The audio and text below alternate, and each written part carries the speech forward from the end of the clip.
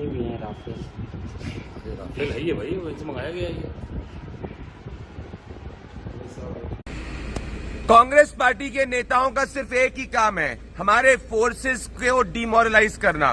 Congress party के राहुल गांधी के करीबी यूपी के प्रेसिडेंट अजय राय अब एक टॉय प्लेन को रफाल से कंपेयर कर रहे हैं, हमारे फोर्सेस को मॉक कर रहे हैं।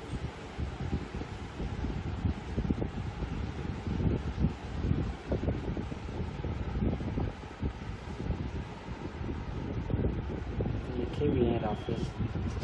राफेल है ये भाई, वहीं से मंगाया गया है ये। राफेल भी आपने बनाया है। देखिए, ये मैं इतना ही कहना चाहूँगा, ये जो इस देश के अंदर जो आज आतंकवादी गतिविधियाँ लगातार बढ़ी हैं, आतंकवाद से पूरा देश परेशान है। हमारे बच्चे इस देश के, हमारे नौजवान साथी वो शहीद हुए पहलगाम हमले में। उनकी पत्नी जो 16 दिन पहले शादी किसी की हुई, किसी की 2 महीने पहले हुई, वो आज बेचारे गए थे वहाँ, खुशियाँ लेकर गए और वहाँ से उनकी डेड बॉडीज़ आ रही हैं। आतंकवादी गतिविधियाँ जिस तरीके से हुई हैं, तो आप बड़ी बड़ी बात करने वाली सरकार जो आज कहती है कि हम सब मिट्टी में मिला देंगे सब कुछ इन लोगों को, आतंकवादियों को, आज आप राफेल ले आए, नींबू मिर्च बांधकर खड़ी किए हुए हैं। आपको याद होगा, मैंने नहीं बांधा है, वो बांधा है, इस केंद्र की सरकार ने बांधा है, रक्षा मंत्री ने नींबू मिर्च बांधकर खड़ा किया हुआ है। ये किसी जो लाए हैं उसका उपयोग कब होगा? कब आतंकवादियों का सफाया होगा? कब आतंकवाद को बढ़ावा देने वाले लोगों को सफाया करेंगे? ये देश जानना चाहता है। जो परिवार आज पूरी तरीके से मिट गया, परेशान हो गया, जिसके बच्चे शहीद हुए, वो परिवार के लोग, उनकी पत्नी, उनके परिवार, उनके माँ बाप जानना चाहते हैं कि कब कार्रवाई आतंकवादियों के खिलाफ होगी। इस नाते मैंने राफेल का आज जो आपके सामने प्रस्तुतिकरण किया, जो दिखाया है, इसमें नींबू मिर्च बांध रखने का समय नहीं है, बांधकर इसका पूरा उपयोग करने का समय है। ये देश जानना चाहता है। कांग्रेस पार्टी के नेताओं का सिर्फ एक ही काम है, हमारे फोर्सेस को डिमोरलाइज करना।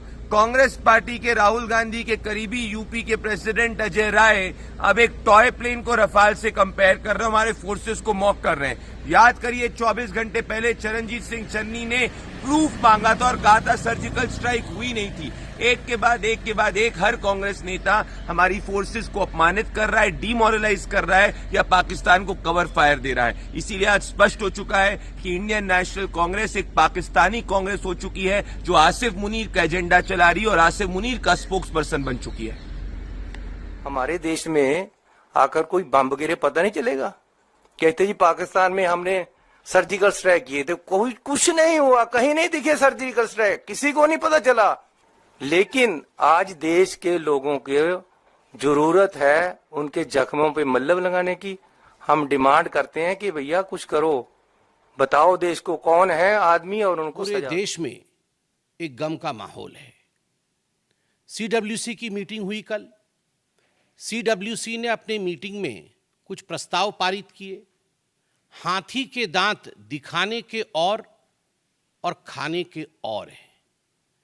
सीडब्ल्यूसी के मीटिंग में जो प्रस्ताव पारित हुए, उसके तुरंत बाद कांग्रेस पार्टी ने एक दूसरा प्रेस कॉन्फ्रेंस कराया और प्रेस कॉन्फ्रेंस एक बहुत ही महत्वपूर्ण राज्य के पूर्व मुख्यमंत्री, एक बॉर्डरिंग स्टेट, उसके पूर्व मुख्यमंत्री श्री चरणजीत सिंह चन्नी जी द्वारा ये प्रेस कॉन्फ्रेंस किया गया।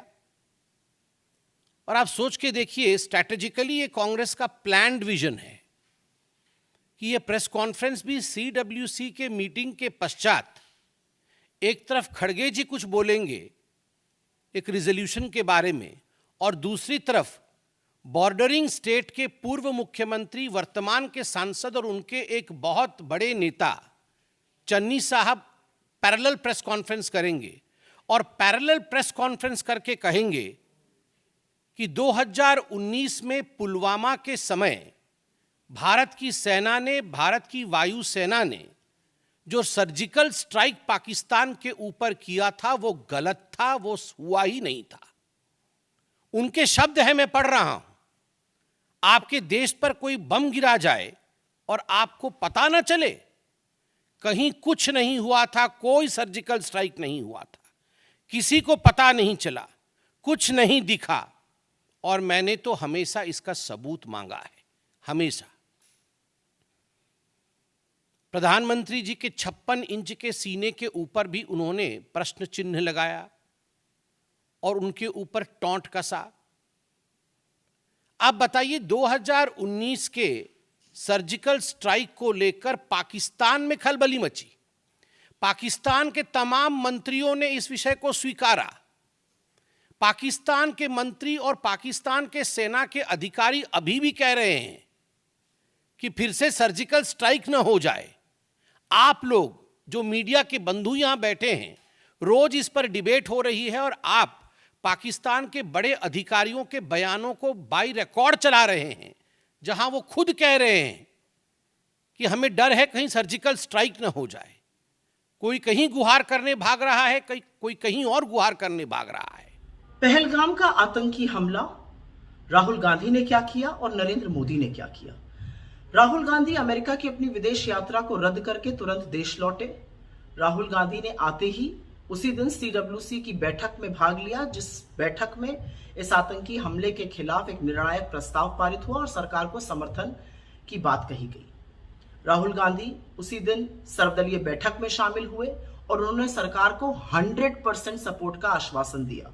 राहुल गांधी अगले दिन कश्मीर पहुंचे, जहां पर उन्होंने घायलों से मुलाकात करी और लोकल लोगों से मिले जो भयभीत हैं और आशंकित हैं।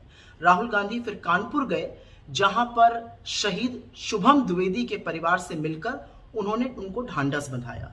राहुल गांधी ने इस क्रूर निर्मम आतंकी हमले में जो लोग मारे गए हैं उनको शहीद का दर्जा देने की मांग उठाई।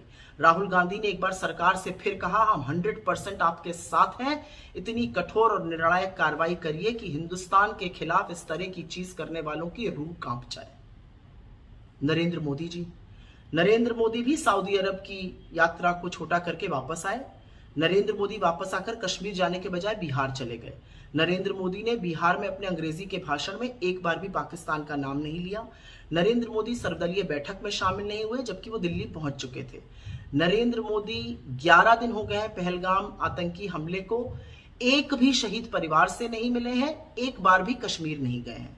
अलबत्ता नरेंद्र मोदी मुंबई के कार्यक्रम में शामिल हुए, जो बॉलीवुड के चमकते दमकते सितारों के साथ OTT पर चर्चा करने के लिए था। नरेंद्र मोदी केरल के एक मंच पर अट्टहास कर रहे हैं और भद्दे मजाक कर रहे हैं। नरेंद्र मोदी के जो दुलारे चिंटू ट्रोल हैं, वो एक शहीद की विधवा को जो अनाप शनाप बातें कह रहे हैं वो यहां दोहराई नहीं जा सकती हैं। बहुत फर्क है राहुल गांधी में और नरेंद्र मोदी में।